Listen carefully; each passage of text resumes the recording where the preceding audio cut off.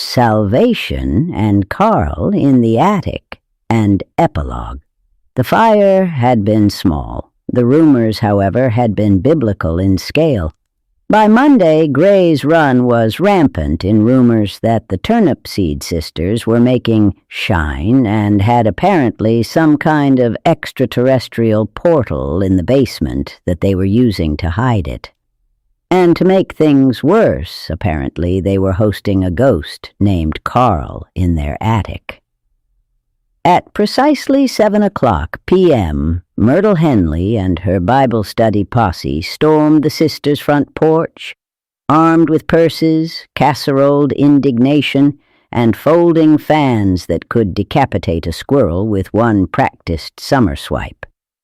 Reverend Caldwell trailed behind, what sounded like Matthew 7:1-2. "Judge not, that you be not judged." Myrtle hammered on the door.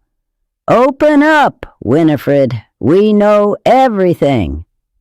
Winifred walked slowly to the door and paused to check her hair in the hallway mirror. She swept a few strands back into the perfect coif she got ever week down at Tootsie Lascura's curl-up beauty shop on the square.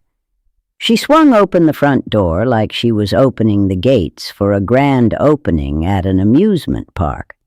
Minnie had already staged herself in the parlor next to the 5-foot round Edwardian foyer table.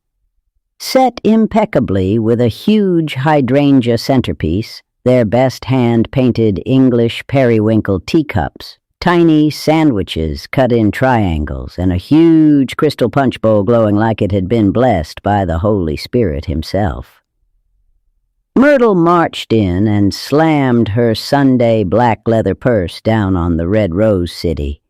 She strode across the room like a woman who knew she had her prey cornered and planted herself next to the punch bowl. The Holy Bible Brigade ladies filed in and stood at attention in eager anticipation. "My dear Myrtle, please go ahead and just help yourself," Minnie said, in the same tone you might say to someone, as if to dare them. Myrtle ladled a generous cup, took a suspicious sniff, and blinked twice. Her voice strained a little. "Oh my, that does carry a festive aroma, doesn't it?" By the end of her first cup, Myrtle had transitioned from inquisition to revival mode. The rest of the brigade had quickly followed, and the mayhem at the table ended up looking like the 50% off Christmas girdle sale at Miller's department store.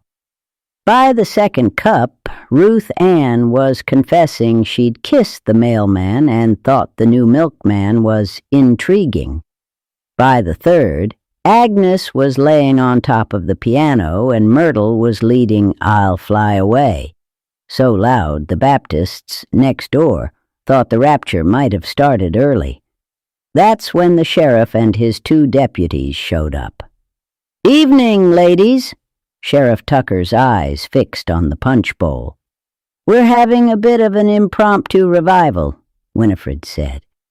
"Well, glory be to all in this room," Sheriff Tucker said somewhat sarcastically. The ladies grew silent. All eyes were on the sheriff. "If you don't mind, Winifred, I just need to sample your revival punch."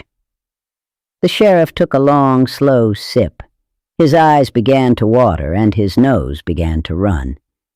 "Please don't stop on my account," he coughed. "Never let it be said Sheriff John Tucker ever stood in the way of the Lord." He turned to Winifred and whispered, "Ma'am, that is some of the best come-to-Jesus juice I've ever tasted." By the time Sheriff Tucker left, after enjoying a few old-time Methodist songs and walking a little sideways, he was humming harmony with Myrtle. The sisters had gained 3 new law enforcement customers and a solemn guarantee that any further disturbances would be handled as the Lord would have intended, with forgiveness. Epilogue. 6 months later. Once a month, the newly formed Ladies' Bible Fellowship Punch Night met at the Turnipseeds and brought in a packed house. They established a pickle jar roof fund, which quickly paid for a new church roof, pew cushions, a somewhat scandalous baptismal hot tub, an all-inclusive paid trip to Branson for the entire group, and as a special surprise to Myrtle, a right eyebrow tattoo that read "Blessed," that she always secretly coveted and she wore proudly.